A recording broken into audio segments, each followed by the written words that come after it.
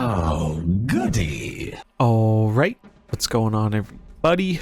Zombies here again, and today we're back with a different kind of video. Today we are checking out Cards and Castles 2. So this is another card strategy game. It's actually an indie game. I'm always a big fan of indies. Creators of this game reached out to me and asked if I would be interested in checking it out for a look and doing a little feature here in order to celebrate their new expansion, which has just dropped today. So that's what we're going to be doing for today's video. We're going to be taking a look at what this game has to offer, what it's like, and how I felt about it in my time playing so far. To celebrate the launch of the expansion, there's going to be a free card available in the shop, the Loch Ness Monster, so that seems pretty fun. Definitely will have to try this out. One of the sea monster type of cards. And the developers were kind enough to provide a gifting code, so if you want access to some free packs, all you have to do is enter the code ZOMBIES and that'll get you some. And if you like what you see in the video, there'll be links in the description where you can check out the game both on mobile and iOS and Android or on Steam. So to start out, just like any other card game, you're going to start with some cards in your hand and you can choose to send them away or keep them. We have a pretty decent hand here, so I think I'm going to keep these two cards and get rid of the third one.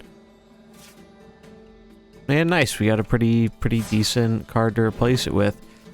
But the basic premise of this game is you have a little castle here, your opponent has a little castle here, and the first person to defeat their opponent's castle is going to be who wins the game. Now, in terms of playing your cards, we'll see we have a little War Fund gold coin here. This acts as your mana, essentially, and is the resource we're going to be using to play our cards throughout the game. Now, one of the things that definitely drew me to the game after first taking a look at it is I really love the art style. It's very fun, whimsical, kind of cartoony, and I always think that's a lot of fun. That's something I've always liked. So, turn 2. Now we have 2 gold. You can use your gold to get a regular 1/1 peasant, but we have some better stuff to be doing here, so we will play one of our cards, the leather-bound books, and when these die, they draw us a card. So in terms of stats and whatnot, very similar to most other card games you might have tried. However, one thing that the game does do differently, as you can see here, is the spacing of the board. So your units are going to be moving around the board, and that is how they get to the opponent's castle and destroy it. So we have some options here on turn 3. I'm going to opt to play this Banshee, so my opponent's spells will cost 2 more next turn. We'll play this Skeletal Dog. Oh, we triggered their trap card. So RIP to our Banshee. That's okay though. We will play our Skeletal Dog and just attack. So as you can see, our books move forward and you have to be within 1 space of a unit to fight it. Now, when you do fight a unit, both units take damage. So as we can see, both me and my opponent's cards there ended up dying. Now, they left behind these tombstones, and that is the thing that is unique to my archetype. I am playing with the skeletons, and that's been kind of my favorite thing I've been messing around with, is the different skeleton cards. They've been a lot of fun, and one of them makes it so when you have cards over a certain cost that die, a tombstone gets placed wherever they died, and then, as we can see here, you have cards that interact with tombstones, like our Necro Commander Zetik, which is going to raise a 2/2 zombie from all the tombstones we have. Pretty powerful effect if there are a lot of tombstones on the board. But for the time being, we might just play a Bone Drake, which will get us a bit more stats by destroying one of these tombstones. Seems good. Now you can attack diagonally, so here we can see we can attack from the side. Not going to play this. Not really useful right now. There are also these little supply depots both players have, and if you happen to destroy these, your opponent gets to draw a copy of a card from your deck. So kind of like a little way to gain some card advantage, which is always a powerful thing. Now the other kind of card my deck here focuses on is dinosaurs. Dinosaurs are a kind of basic card type where they're not exclusive to any faction. There are a bunch of different factions in this game. You can mix and match them. We can see our opponent is a ninja mixed with another faction. where we are just the undead skeletons mixed with our neutral dinosaurs. So here, I think we are just going to play out some dinosaurs and do some attacking. We'll play one Velociraptor. Oh, we got hit with a trap again. Kind of unfortunate, but not the biggest deal in the world because now we can make some zombies. And these zombies can attack enemies right away, so we'll just use them to deal with that dude and then attack the opponent's base some more. They're gonna do a bit of AoE damage to everything, play a bear hog, but nothing we can't handle. And we got one of my favorite cards, the Stegosaurus. So I've always liked dinosaurs. I think dinosaurs are fun, and I love how they're drawn in this game. They're very amusing. Stegosaurus is a pretty good card. It has Guardian, so that way allied buildings like your castle here cannot be attacked if they are nearby the castle. So pretty handy. We are just going to keep pouring on the damage and go to the next turn. So they have a charge unit, which means that it is able to act immediately, but no match for our Stegosaurus. And now we're going to be able to use our dwarven weapons we generated here, gain some additional attack. Might as well play a mounted Triceratops for even a little bit more attack. And we're going to finish off the opponent's castle and win the game. So that's the general premise of the game, how it works. If you played pretty much any other card game, I think a lot of this stuff should be familiar, but I do like what this game brings to the table in terms of its unique movement mechanics, as well as just kind of the fun and cutesy art style. If we make our way over to the deck builder here, we can see that there are a bunch of different types of decks you can make, different factions. This is the one we've been playing, which is just a singular faction along with some neutral cards, but any given deck can have up to 2 factions in order to get cards from both those pools. So up at the top here, we can see all the different factions the game has to offer. We have Vikings, Crusaders, Warlocks, Pirates, Ninjas, Druids, Undead, and the neutral faction. There's a deck size of 30, and here we can see the deck I have put together. I got lucky in my initial pack openings and got what I think is a really cool card. A skeleton dragon, Bone Dragon Mordanthanoth. And this card, it costs a mighty 10 gold, and it is a 4/9 with Warcry, so when it enters, it deals 3 damage amongst enemies for each friendly skeleton in your hand or battlefield. Now, as you may notice, this deck has a bunch of skeletons, so we end up dealing a whole lot of damage. It's a nice way to close out the game. Unsurprisingly, I am a big fan of skeletons and the undead, and this has been the most fun I've been having with the game so far, is mixing all these cool undead, zombie, skeleton cards with some pretty solid dinosaur units, such as the Stegosaurus, the Brontosaurus, and some more early game cards like the Velociraptor. Alright, and we've got ourselves a game here. We got some Velociraptors and a Bone Drake. This seems kind of okay. I think I can keep it.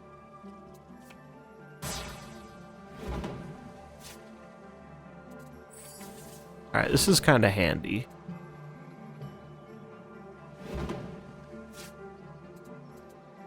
So we will play our Velociraptor.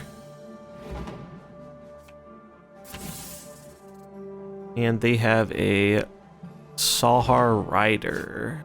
Deals 1 to all other units when it dies. We could just kill it. Start our offensive.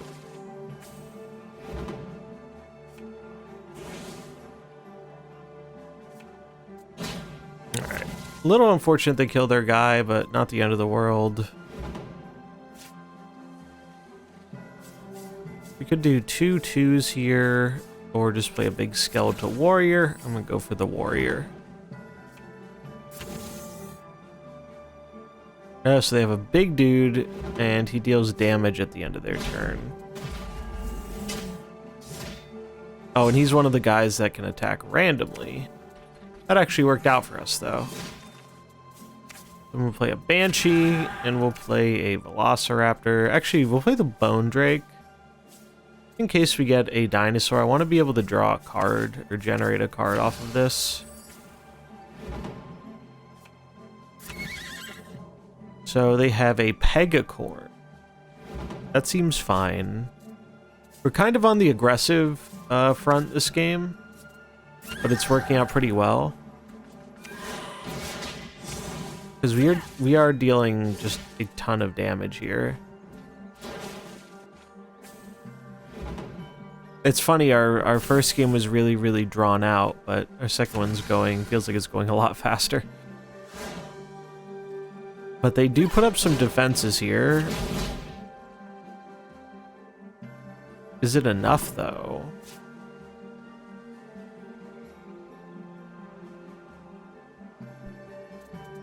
So we have to kill the rider. Let's get some skeletons to our hand. Increase our options. Let's see. We got a Bone Drake and a Frostlight. So we will have to use our dude here. But they are very close to being dead.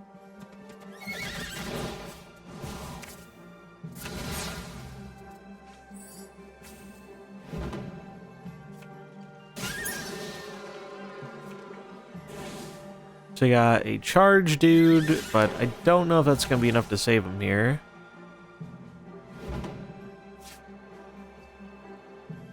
We get a Stegosaurus. So yeah, we just spam. Let's see. Zombies can't attack right away, so I guess that doesn't really work. Guess we'll just play a Stegosaurus and a Frostlich. Oh wait, no, we just win. There we go. Nice and quick one.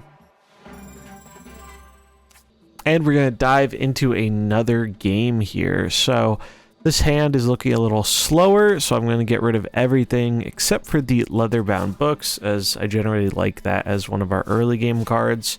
And this hand looks a lot better.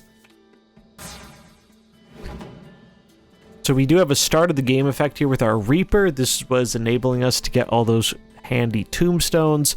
If this is in your deck at the start of the game, friendly units that cost 2 or more will entomb. So they'll drop a tombstone when they die.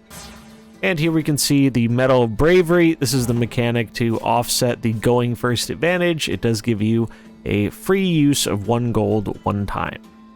So in this case, looking at our hand, I think I'm going to just use that to get down a unit on turn 1 here and try and cycle into some more useful cards.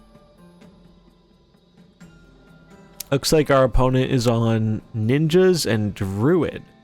I've played against ninjas quite a few times, but not a whole lot of druids, so I'm interested to see what they've got cooking up here. So they're just going to summon a peasant. That's probably pretty good for me. I mean, it will kill our books, but we do get a card. I'm kind of okay with it. I think I'm just going to play a Velociraptor. Play another books, but actually let's just attack with the books. We get another Velociraptor, so that's kind of good, because that makes our other Velociraptor better, as if you have another dinosaur, it gets you a dinosaur to your hand. Alright, so they are summoning a ranged unit. So these can shoot and damage enemies without being close to them, which is a pretty powerful effect. Our dinosaur is still alive, though, which is really good for us, because now we can play our Velociraptor, and it'll get us another dinosaur. So looking at the cards we have here, I'm going to go with the Pterodactyl. Just seems generally useful. And I think we're going to go for just getting some early damage here on the castle.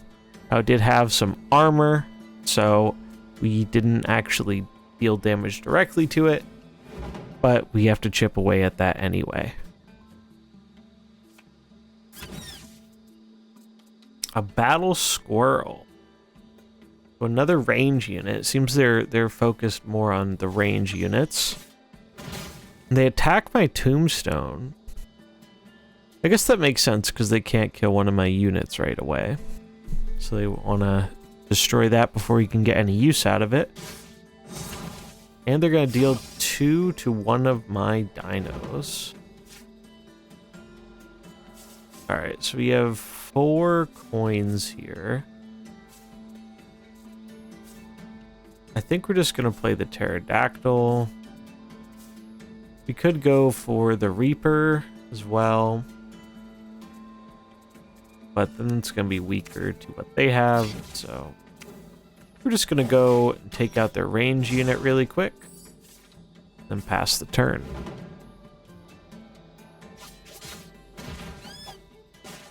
Alright, so it uses their range unit to destroy one of my dinos, but that's fine. No big deal. Next turn will be turn 5, so we can do Corpse Explosion, or we can get out some more cheaper units. And then on 6, probably play the Phantom Horse into the Brontosaurus. This card's been really fun. It's just a big tanky dude that knocks stuff all around the table, both for me and the opponent. So let's see. Can replace a unit. It does draw a card from the bottom of your deck.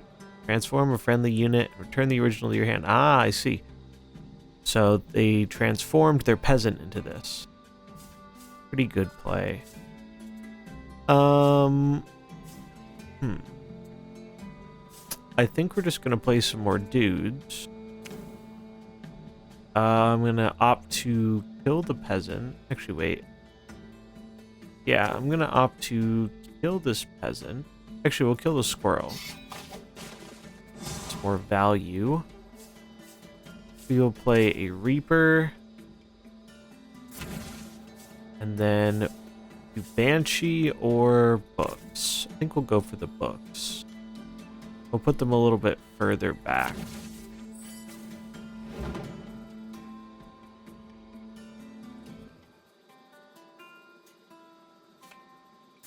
Forest Revolt. Oh, so they made a bunch of angry little trees. That's actually pretty good for them. And it's very annoying they're killing my tombstone.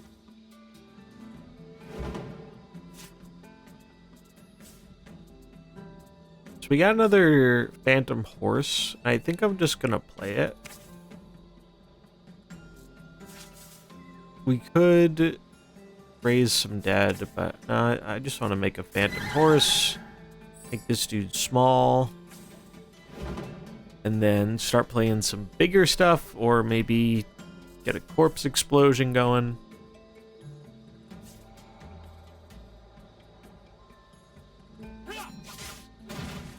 So they're just going to destroy more of my tombstones, which is fine, I guess.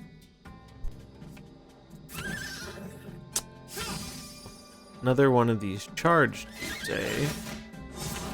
Alright.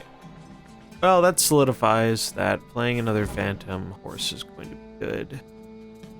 That's what I'm gonna do.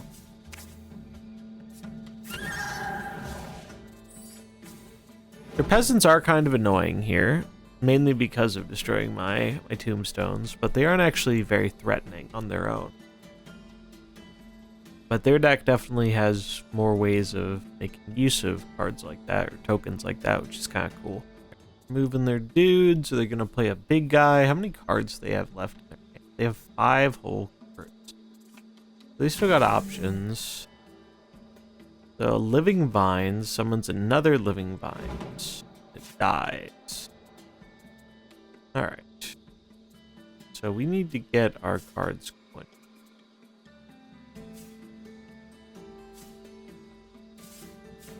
I'm just going to play a big Brontosaurus. We are going to get rid of this.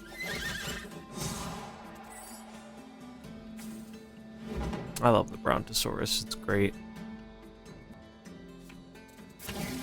They have a polar bear. Gets +2/+2 if you're holding a frost spell. Looks like they are not holding a frost spell. We do have more cards than them, which is nice. And then next turn we can play this mounted Triceratops and make our dino bigger. Looks like they're going all in on trying to kill our dino, which is a little rude, but understandable. Trap set. So they set a trap. We'll see what that does. I think I might use our Phantom Horse to get a card from it. Give us some more options.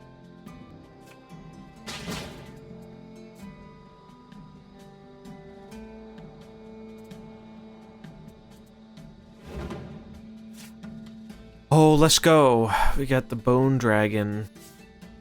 That's exciting. Alright. Gonna get a card. Create a copy of a unit. Oh, that could be really good for copying our Bone Dragon. Alright. So, I want to give my dinosaurs some extra power. And we're gonna... Oh, trap activated. Oh, no. Okay. It returns it to their hand. It costs 0, but my guy still lives, so I'm kind of happy with that outcome, honestly. And now we're just going to play some units.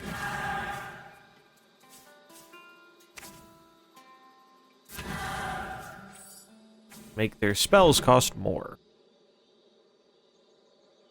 The only unfortunate thing here is we don't actually have a ton of skeletons total.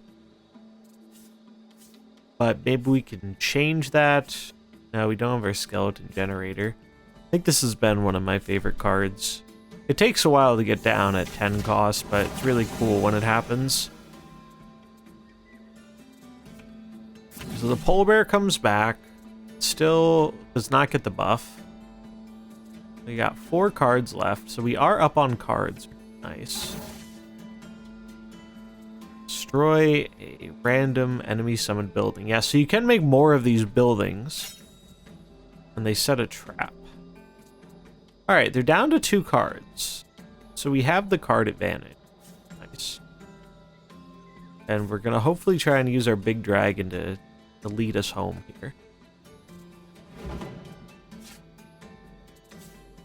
Alright, that's actually really handy, because we can add more skeletons to our hand, and then we can make our bone dragon bigger. So I'm going to do that.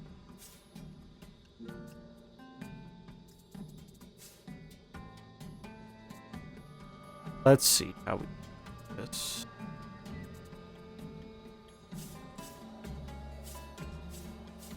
I could create a copy of their unit if I want, right? Could make a copy. Oh, well, it doesn't have the ability.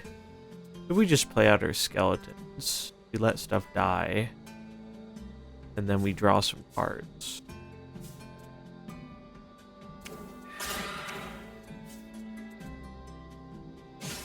Oh, that's kind of rude. They destroyed one of my dudes.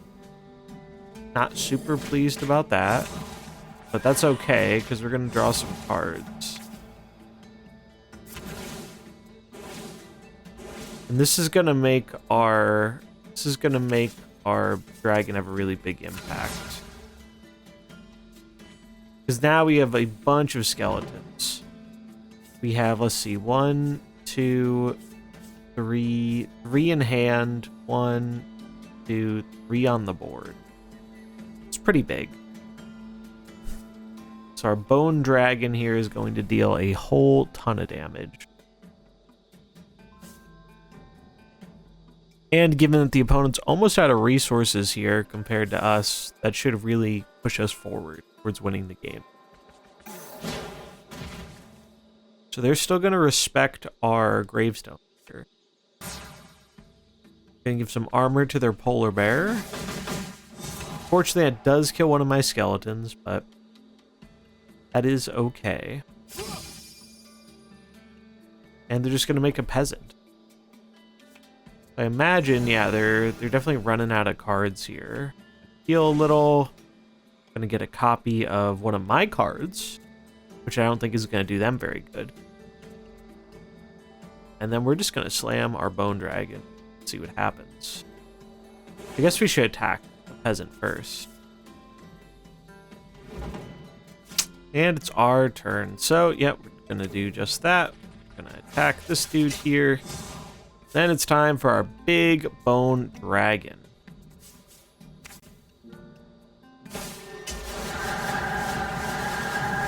Damn, look at all that damage. Huge, huge swing.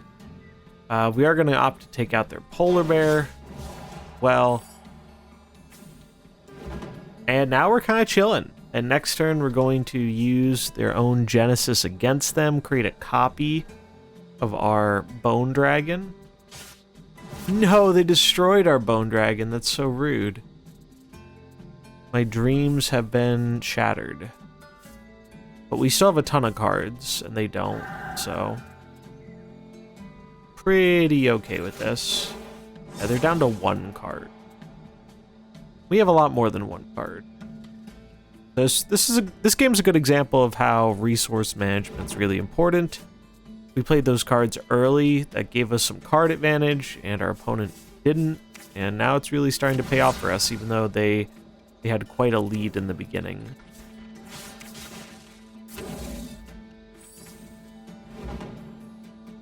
I think it should be pretty hard for them to come back from here.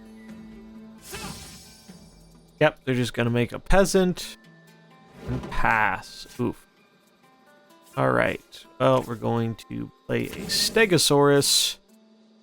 We are going to deal with their peasant. Start moving our stuff closer for attacking, and we'll just get some more big skeleton stuff down here. They get a sensei, but he doesn't look like he's going to be doing too much here. So they have another horseman. Card's pretty good for them. And they're going to heal. Alright. Get another big dude. Well, do that there. Gonna give a unit -2 and then smack it and start to attack their base.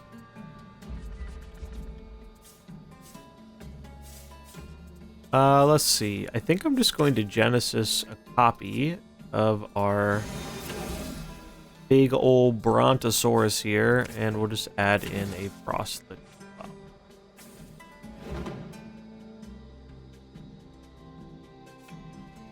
Oh, wow, look at that. They got one of their big legendary dudes. Maldran the Warden. This takes damage. Summon 3 Berserk Squirrels. That's kind of spooky. They're going to get some Angry Squirrels. But will that be enough to stop us? I don't think so.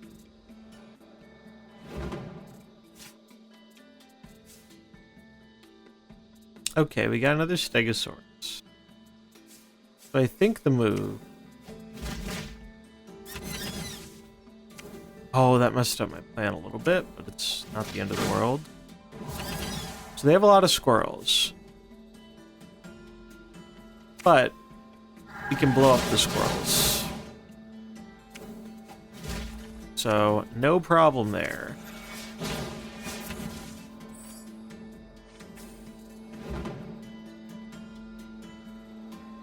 And now we might even potentially have lethal damage.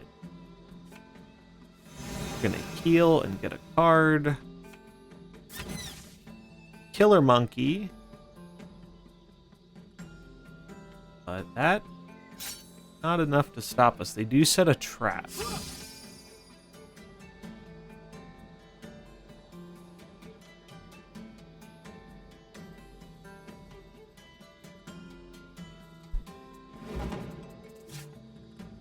We get a Grave Knight. Raise a 2/2 zombie from up to Tombstone. Alright, well first, we're gonna do this. Trap has been activated. Oh, so they're making it bigger. Alright. Fair play. Oh, we're gonna do this. Start moving stuff around. Smack it again. This.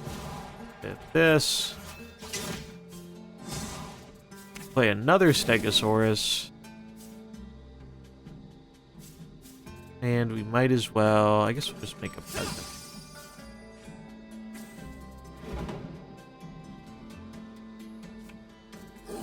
Pack hunting. Okay, so they're gonna get some beasts. But they only have 5 gold left.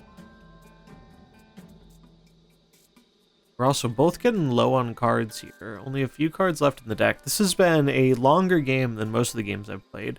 A lot of back and forth here, but it's been fun.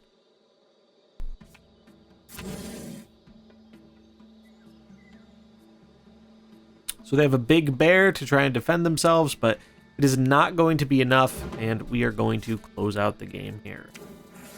So let's take down the bear and smash to victory with our Brontosaurus.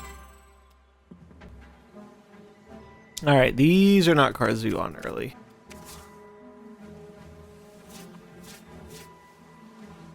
Ooh, bit of a slow.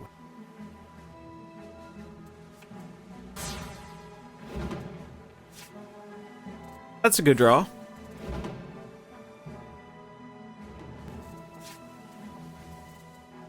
Oh, we'll get down our books. This is not the fastest opening hand, but that's okay. See if we can make it work with our big dinosaurs and skeleton.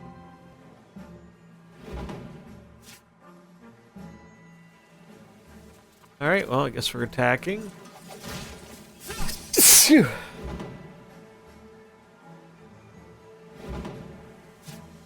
I'm starting to question if our opponent is actually here or not, but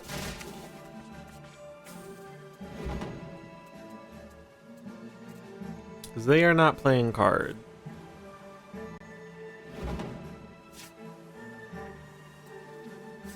Yeah, I'm starting to think they might be a little AFK here.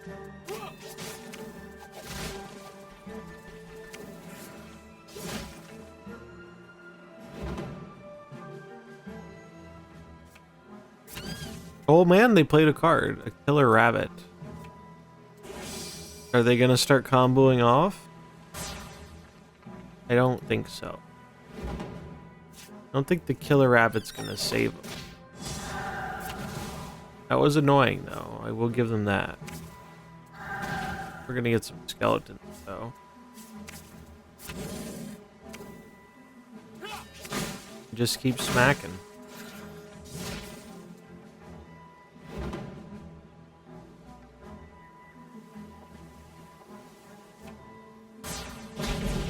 Oh, the 3 damage clear. That's pretty rude. That's pretty rude. I think it's Brontosaurus time. I mean, we're still in a really good spot. Maybe they were just a slower control deck? Yeah, it seems like they had a lot of high-cost cards. Let's see. We can get more skeletons. We want to set up for a big dragon to finish the game, I think. So we will... Let's get some more skeletons.